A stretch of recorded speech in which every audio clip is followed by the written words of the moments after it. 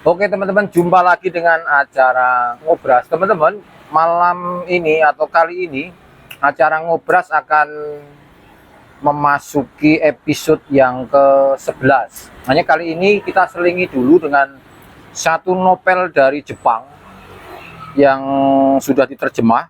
Pengarangnya Durian Sukegawa, judulnya Pasta Kacang Merah. Oke, jadi nanti lama-lama juga pelan-pelan saya akan mencoba juga belajar novel-novel dari luar. Oh, dari Jepang siapa yang kita nanti teliti. Kemarin sudah satu tuh. Kemudian nanti dari Korea, dari Eropa dan seterusnya. Nah, malam ini udah yang kedua. Novel Pasta Kacang Merah ini bagaimana keseruannya. Terus budaya-budaya apa yang harus kita pelajari dari Jepang. Mengapa harus membaca juga novel-novel selain dari novel Indonesia, harus novel dari luar, supaya teman-teman juga belajar budaya. Budaya Jepang bagaimana sih? Budaya Korea bagaimana sih? Budaya Amerika, Eropa, Arab, dan seterusnya bagaimana, termasuk India. Dan yang terpenting adalah budaya-budaya dari Indonesia sendiri, dari Padang, dari Sumatera Utara, Bali, dan seterusnya. Nah, teman saya yang akan membicarakan novel Pasta Kacang Merah ini namanya Mas Riko. Ya, betul, Oke, Pak. Mas Riko ini mahasiswa Universitas Pamulang, tepatnya program studi sastra Indonesia semester 8. Dan buku ini buku yang menjadi objek penelitian skripsi dia. Sudah sampai bab berapa, Mas? Masih di bab 4, Pak. Masih data. Oke, sebelum kita membicarakan novelnya Durian Sukegawa ini, silakan Mas Niko. Asal dari mana, Mas? Asal dari Gunung Sindur, Pak. Bogor lebih tepatnya. Oh, Gunung Ya. Sindur. Oke, coba ceritakan. SD-mu di mana? Oke. SMP, SMA? Oke, buat teman-teman semua, perkenalkan nama saya Riko Wijaya Saputra, biasa dipanggil di lingkungan kampus ataupun di mana-mana Riko. Awal saya sekolah itu di SD Negeri Rawakalong 03. Itu lokasinya tepat di nggak jauh dari rumah. Mungkin jalan kaki 5 menitan udah sampai. Oh, deket sini ya? Deket, Pak, posisinya. Deket apa itu? Restoran Kampung Kecil? Nah, ya itu Bukit Dago di situ, SD di situ masih ada SD-nya. Nah, terus lanjut setelah itu SMP? melanjutkan SMP di SMP 03 Gunung Sindur. Aha. Itu sama lokasinya juga nggak jauh dari rumah karena lokasi SMP-nya itu di bawah di dekat pemancingan di bawah rumah, akhirnya tinggal turun nanjak udah sampai SMP gitu. Dekat. Sarapan pulang ke rumah? Iya, bisa. Apa? Istirahat? Pulang ke rumah makan. Nah, untuk SMK-nya saya beralih dah tuh nyoba-nyoba ke Tangsel. Akhirnya sekolah di SMK Alamana di Setu Babakan itu. Kenapa milih jauh situ? Karena ini Pak, kayak pengen nyoba aja lah ke Tangsel, jangan di Bogor mulu gitu. Iya. Oh, terus sudah dibeliin motor tuh? Belum ada motor waktu itu. Terus SMK. naik apa? Waktu itu sempat nebeng sama temen, sama naik angkot juga. Nah, terus pas mau naik kelas 2 baru ada Dibeliin motor. motor. Ya berarti pengen dibeliin motor itu kali ya? Iya, enggak. Enggak juga lah. Modus Ya. deh. Terus sempat kuliah langsung atau kerja dulu? Pas baru lulus, awal-awal itu saya ada niatan karena emang hobi kayak ngedit sama Oh, foto-foto. jurusan apa dulu? Dulu pas di Alamana itu jurusan RPL. TI RPL? itu, Pak. Teknik informatika itu. Terus? Itu gara-gara masuk ini karena di Alamana itu rata-rata kebanyakan jurusannya yang minat tuh kayak perempuan gitu. Kayak administrasi perkantoran, perbankan syariah itu yang masuk rata-rata cewek. Nah, yang banyak itu mayoritas laki-laki cuma di RPL aja. Nah, akhirnya saya masuk di RPL tuh, masuk RPL dan situ RPL singkatan apa? rekayasa perangkat lunak, Pak. Terus? Hampir mirip kayak TKJ gitu dia. Tapi dia belajarnya ke arah softwarenya gitu. Nah, udah tuh akhirnya lulus. Setelah lulus, itu pas awal-awal lulus tuh COVID, Pak, tahun 2020. Awal pandemi ya? Iya, itu pas lulus tuh? Pas udah mau ujian, mau UN, seminggu setelah itu kabarin, nggak boleh masuk. Nah, akhirnya udah tuh batal semuanya. Nah, setelah itu lulus, akhirnya ya gitu, lulusnya kurang seru karena COVID. Nggak boleh merayakan. Iya, udah ini Pak, udah nentuin study tour, udah bayar. Ya akhirnya nggak jadi, uangnya dikembaliin dah. Itu juga setengahnya enggak sepenuhnya. Nah, udah tuh. Dicatut tuh. Udah setelah itu akhirnya lulus dah tuh. Ah. Alhamdulillah lulus. Pas udah lulus itu saya nggak langsung kuliah Pak. Ah. Karena ya gimana, COVID. COVID kurang seru kalau kuliah inian online itu. Terus ngapain? Itu saya nyoba ini dulu Pak, ngelamar kerja, dan juga sempat lama nganggur itu hampir 4 bulanan itu. Fokus ini aja Pak, main layangan pokoknya di belakang rumah udah tuh. Nah, Zaman pandemi tuh? iya, buat pandemi itu. Nah udah tuh akhirnya ntar aja lah coba ini. Nah saya ada niatan buat ini Pak, daftar tuh di ini Universitas Politeknik Negeri Jakarta tuh Pak. Iya, iya, Nah itu saya mau daftar situ. Terus? Akhirnya tuh saya nggak terima di situ. Gara-gara nilainya kurang. Rata-rata tuh yang masuk tuh nilainya di rapotnya di angka 90-an. Gitu. Nah akhirnya udah 1 tahun kerja itu. Kerjanya di BSD. Tapi pandemi dapat pekerjaan? Dapat, cuma kerjanya pakai masker aja terus. Apa tuh? Di bidang apa? Di bidang ini Pak, waktu itu pergudangan. Oh. Logistik. Nggak di lockdown tuh? Enggak di lockdown itu. Padahal itu lagi kenceng-kencengnya ya? Nah iya, seperti itu emang. Waktu itu saya kerja tuh gara-gara nunda setahun, akhirnya kerja fokus 2021 baru daftar inian. Jadi break 1 tahun. Break 1 tahun. Nah, terus kenapa ngambil sastra Indonesia? Kenapa ngambil ke arah sastra Indonesia? Karena kan awalnya saya niat mau di Politeknik itu ngambil ini Pak, pengen ke kayak editor gitu, kayak foto-foto. Nah, saya ngeliat kayaknya di sastra ini ada seni-seni ke arah situnya, kayak lukisan, kayak di museum segala macam masuk nih kayak gitu. Nah, akhirnya saya cobalah di situ. Nah, dan alhamdulillah ada ketertarikan, ternyata kayak yang belum lama di semester 6 kemarin main teater, bikin film dan segala macam. Oh, ini masih ada sangkut pautnya dan gak jauh-jauh. Akhirnya seneng di situ. Oh, iya. Oke. Sekarang ceritakan apa? Judul novelnya, pengarangnya, atau sinopsisnya? Oke teman-teman, di sini saya akan menceritakan tentang novel saya yang berjudul Pasta Kacang Merah, dan novel ini juga saya jadikan sebagai salah satu objek buat ini penelitian skripsi saya di semester akhir ini, terutama di Universitas Pamulang maksudnya. Oke. Nah, novelnya berjudul Pasta Kacang Merah, nama pengarangnya Durian Sukegawa. Nah, tokohnya sendiri itu namanya yang pertama ada Sentaro, dan yang selanjutnya itu Tokue. Nah, cerita itu bermula di awal gara-gara ini, di mana seorang Sentaro ini mempunyai suatu masalah yang kelam dulunya. Kayak dia tuh dulu seorang kayak pemabuk, kayak gak terarah lah hidupnya gitu, kayak gelap. Akhirnya dia memutuskan buat bekerja. Nah, akhirnya itu waktu itu Sentaro usia berapa? Kurang lebih di angka 26-27 ya Pak. Dewasa lah. Udah lumayan dewasa dia di situ. Akhirnya dia dapat kerjaan. Nah, di kerjaan ini juga dia karena ini Pak, sama ownernya itu kayak punya utang. Nah, jadi dia yang punya utang ownernya? Iya, enggak, Sentaronya. Jadi dia bekerja tuh sekalian mau bayar utang. Nah, ya gitu. Nah, akhirnya dia bekerja di toko, nama tokonya itu Doraharu. Nah, di Doraharu ini tuh ngejual ini apa namanya, dorayaki, makanan Jepang, karena ini berasal dari Jepang gitu. Ya, dia jual dorayaki di situ. Nah, di situ dia banyak kesalahannya lah, masih belum paham tentang berjualan segala macam, dan di situ pikiran dia masih ngerasa tentang masa lalu dia yang masih kelam gitu.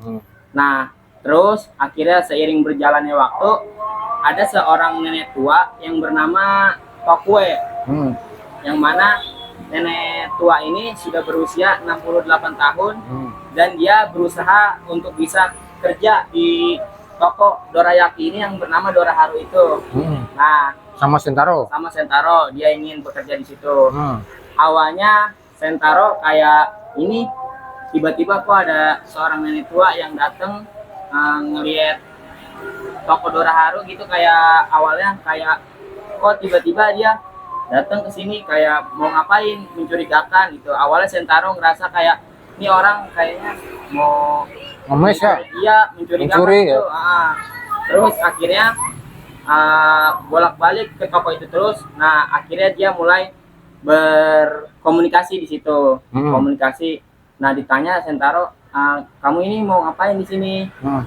Dan si Tokue ngejelasin kalau dia tuh pengen bekerja di situ di toko dorayaki itu.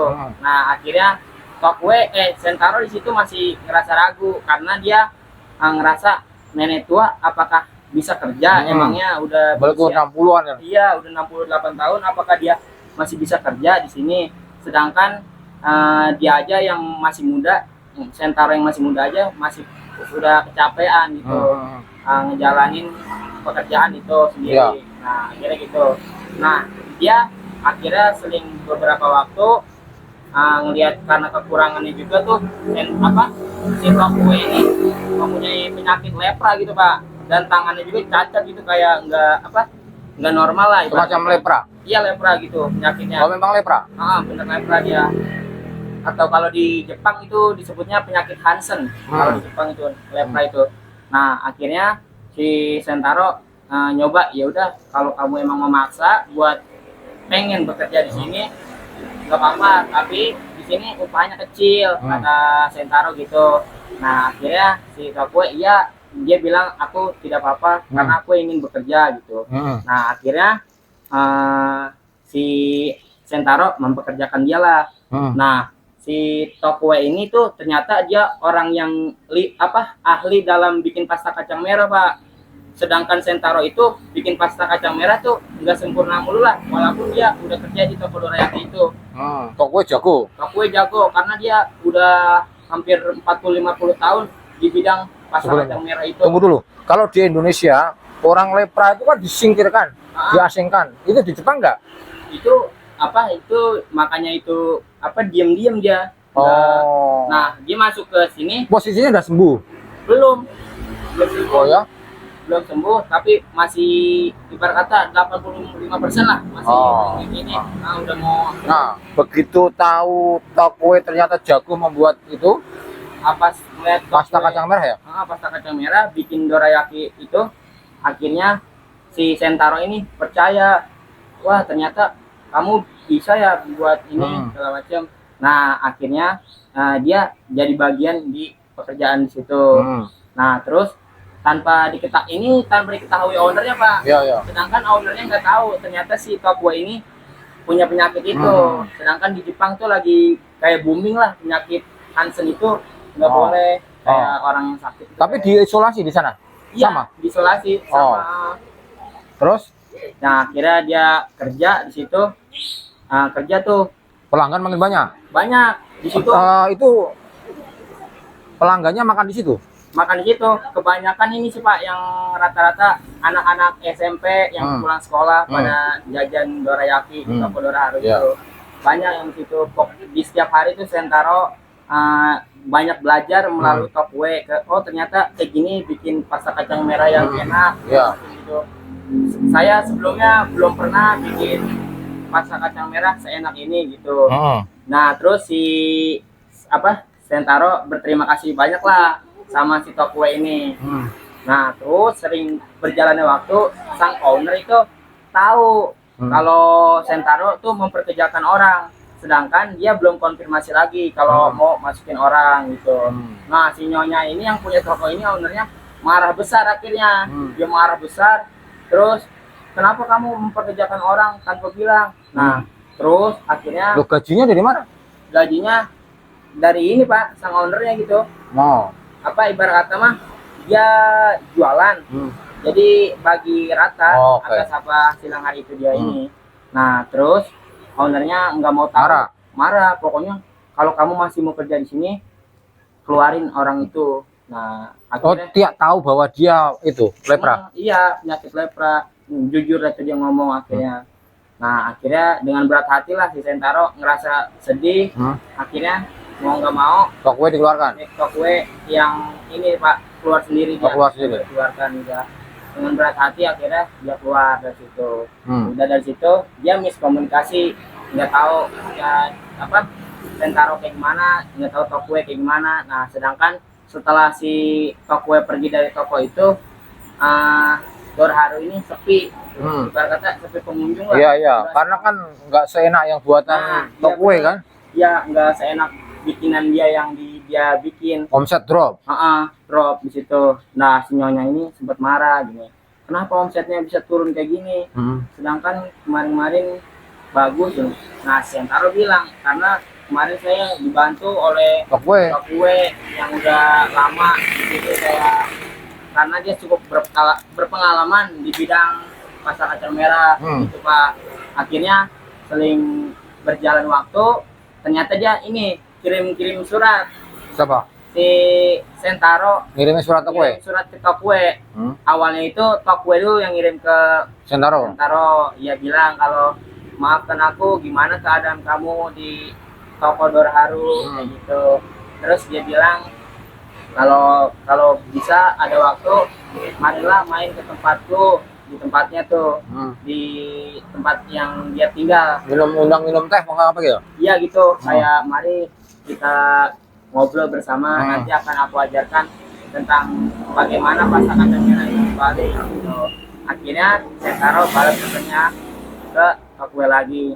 Iya terima kasih, dia bilang di sini toko sepi, sudah tidak ada dirimu di sini gitu. Akhirnya nggak lama dia akhirnya mampir main Pak si Sentaro ke rumah Tokue. Tempatnya Tokue. Nah di situ ternyata banyak emang seseorang yang ngidap penyakit lepra. Iya. Satu kampung tuh. Iya. Banyak satu kampung.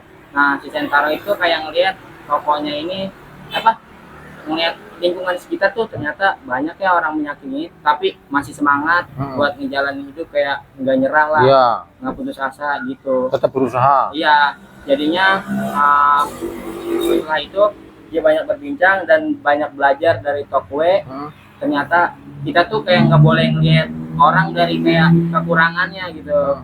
Karena dari si Sentaro ini belajar, oh ternyata orang yang punya penyakit yang udah tua gini tuh kita nggak boleh remehin karena di setiap kekurangan itu pasti punya kelebihan masing-masing.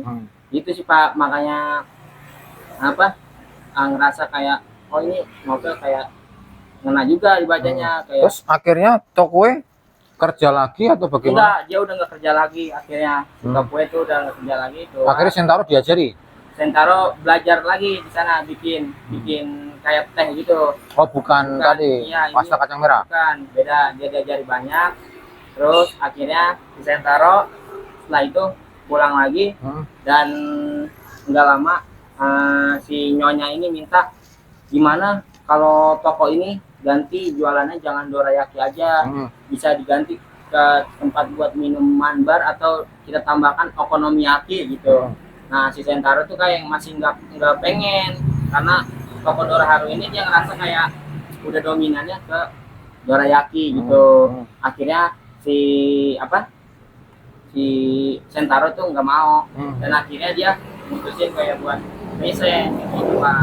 Nah dari resign tuh dia sempat surat-suratan lagi kayak Sentaro cerita ke Tokue, aku nggak semangat sekarang di sini kayak udah resign ya. Iya gitu. Nah terus Tokue ngebales, dia bilang pesannya itu kayak kamu nggak boleh putus asa, harus tetap semangat ngejalanin hidup kamu gitu. Nah dari situ akhirnya dia kayak ngerasa sempat murung dan si Sentaro ini hampir kayak mau balik lagi ke masa lalu Pak. Dia kayak pengen apa gue bunuh diri aja gitu. Sentaro ngerasa mikir kayak gitu. Akhirnya ada seseorang perempuan yang nggak lama dia pas mau nyari lowongan kerja ada ngelihat kayak hampir mirip tokonya dengan toko Dorharu gitu. Terus dia ngelihat pelayanannya mirip kayak Tokue dan akhirnya di situ dia ngelihat masih ada peluang lah buat harapan lah. Iya, buat dia tetap kayak semangat.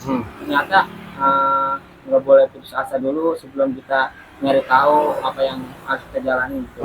Intinya pesan-pesannya di novel ini tuh ngajarin kita buat kayak nggak boleh putus asa lah dan sama nggak boleh ngeliat orang tuh dari kekurangannya aja gitu sih Pak. Intinya. Menarik ya. Menarik Pak. Oke. Terus endingnya akhirnya Endingnya ini sih Pak, apa, si Sentaro masih kayak berusaha nyari ini kan, apa, pengen terus belajar sama apa yang dulu dia masa lalu kelam, dia pengen berusaha tetap buat jadi lebih baik aja gitu. Dan akhirnya itu dia di sini endingnya nggak ada yang meninggal, nggak ada. nggak ada. Iya gitu, itu aja sih Pak endingnya. Endingnya si Tokue juga hidup, Ah. bahagia, nggak meninggal. Iya, jadi kayak Kemudian Sentaro masih berusaha menjadi pemuda yang terus berusaha lah. dan bekerja tadi di Iya. perusahaan baru itu. Yang berusaha Oh. berjalan. Oke, teman-teman, novel ini sebenarnya tahun 2023 ya nih ya. Iya, 2023 akhir nih Pak. Ini teman-teman kalau mau nyari di Gramedia atau di online ada, nggak terlalu tebal, 240 halaman. 240-an lah dari teman-teman kan. Oke, kamu menemukan apa? Setelah membaca ini ada impact apa pada dirimu? Ini sih Pak, banyak nilai-nilai moral yang terkandung kayak buat dari kayak kita jujur, peduli terhadap sesama, terus kayak harus saling kerjasama, tolong menolong di dalam Oke. hal gitu. Oh iya ya, tadi kan kamu ini Mas Riko pakai skripsi ini ya, Iya itu Pak, makanya. pakai teori, kamu Teori. kajian moral ya? Iya, kajian moral. Oke, ini tadi ada teman-teman, ini kan ada 4 konflik ya? Iya, Konflik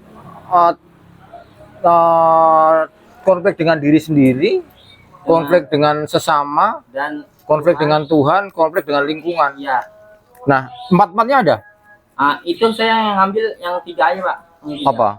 Yang Diri sendiri, sendiri dengan sesama, dan Tuhan. Nah, Oke, teman-teman, bahwa di dalam novel ini menurut ceritanya Mas Riko bahwa manusia itu selalu ada konflik, dan dari konflik itu teman-teman akhirnya kita bisa belajar ya. betul Pak. Kalau kita menghadapi situasi seperti ini, apa ya solusinya? Paling tidak punya cara pandang dari satu novel yang kita baca. Nah, orang itu kadang-kadang konflik dengan diri sendiri. Konflik dengan diri sendiri apa yang kamu temukan? Ini sih Pak, dia ngerasa apa? Haru amarah sih, kayak kecewa sama dirinya karena belum bisa jadi seorang yang terbaik gitu. Kayak ngelakuin hal tapi banyak yang salah gitu. Akhirnya dia kayak murung lah gitu, kayak ini kenapa sih harus kayak gitu. Dia jadinya punya rasa kecewa sama diri sendiri gitu. Oke, terus kalau tokoh utama ya teman-teman, konflik dengan orang lain pasti banyak dengan sesama. Ini kan konflik dengan atasannya, termasuk konflik dengan Takue awal-awalnya. Terus terakhir konflik dengan Tuhan.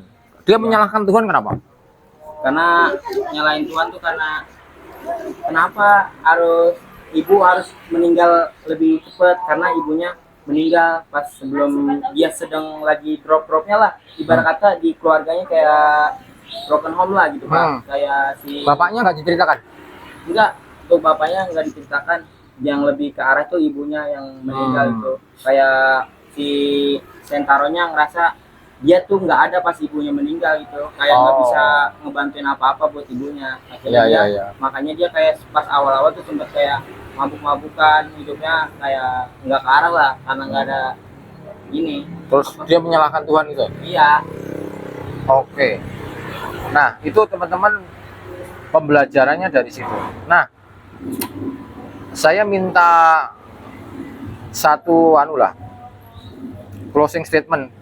Ini novel ini bagus, teman-teman nanti bisa cari. Apa Apa nih Pak? pesanmu untuk anak-anak, adik-adik semester awal supaya suka membaca? Oke, ini dari saya pribadi buat teman-teman semua, teman-teman Adik-adik semester awal ya. Ya, mahasiswa Unpam. Intinya pesannya yang pertama harus satu, semangat. Nah, yang kedua kita usahain harus, apalagi yang fakultas sastra nih, rajin-rajin buat membaca gitu. Terutama kita harus kayak banyak-banyak sharing sama orang. Jangan malu buat bertanya gitu, kayak di mana tuh kayak ada lingkungan buat perkumpulan orang-orang ngebaca tuh, kita harus nanya usaha buat kayak apa ikut gabung di situ supaya kita rajin ngebaca. Nah, di situ nanti bakalan berjalan dengan sendirinya, lama-lama pasti ngalir. Nanti jadi kita ngerasa senang, punya banyak teman baru di situ. Terus banyak pelajaran yang diambil dari apa yang udah kita alami dalam niat kita tuh, kayak buat pengen rajin ngebaca gitu. Nah, terus usahain juga kayak kita tuh bikin ini jadwal kalau buat teman-teman kayak Jadwal membaca ya. Iya, jadwal membaca apa terutama teman-teman kalau misalkan ada waktu luang, biasanya sih weekend ya rata-rata kalau anak-anak kampus, walaupun nggak weekend juga pasti adalah waktu luang. Usahain itu buat jadwal baca kayak minimal 1 jam 2 jaman lah, kita usahain buat fokus sama baca buku. Nanti lama-kelamaan bakalan senang buat kita ngelakuin baca itu, jadi kayak udah ketanam tuh kayak hobi, jadi punya rasa senang sendiri sama buku gitu, apapun itu kayak novel, terus baca-baca buku-buku apa majalah dan lain-lain gitu. Awal mula mau baca novel apa yang kamu baca? Oh, terus menarik gitu. Novel yang pertama baca itu ini Pak, Firsa Bersari novelnya. Oke. Judulnya yang Garis Waktu itu. Oke. Nah, teman-teman juga bisa seperti sharingnya Mas Riko tadi, cari yang teman-teman suka. Jadi teman-teman ingat ya, punya jadwal seperti kata Mas Riko tadi, betul. Jadi kalian punya 7 hari dalam 1 minggu. Teman-teman buat jadwal, termasuk olahraga, membaca, nonton, nongkrong di kafe itu boleh, wajib lah. Tapi membaca, apalagi seorang mahasiswa, ya harus punya jadwal. Misalnya kalian nyaman membaca jam berapa? Oh, setelah sholat subuh atau jam 10 malam. Tapi teman-teman rutin itu, Senin, Selasa, Rabu, Kamis, Jumat itu harus membaca jam itu. Bukan berarti nggak boleh nongkrong loh. Misalnya suatu kali teman-teman, wah saya besok apel mau nongkrong nonton, ya tidak masalah malam minggu. Tapi kan minggunya, Seninnya kan tidak selalu nongkrong sama pacaran. Jadi teman-teman ada acara keluarga nggak masalah, tapi tetap loh di hari berikutnya jam itu menjadi 10 tadi atau setelah sholat subuh menjadi jadwal membaca, termasuk olahraga ya.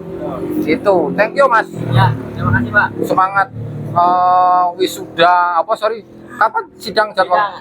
Insya Allah ini Pak, Juli, akhir Juli itu sidang. Pepet terus. Ya, bismillah. Teman-teman nih sponsornya Kelapa nih, belum kelapa muda, itu punyanya es kelapa muda Ahmad Hussein Nasution di Witana Harja, depan kampus Universitas Pamulang Witana Harja. Ya. Oke teman-teman, terima kasih. Salam ngobras, ngobrol tentang sastra. See you.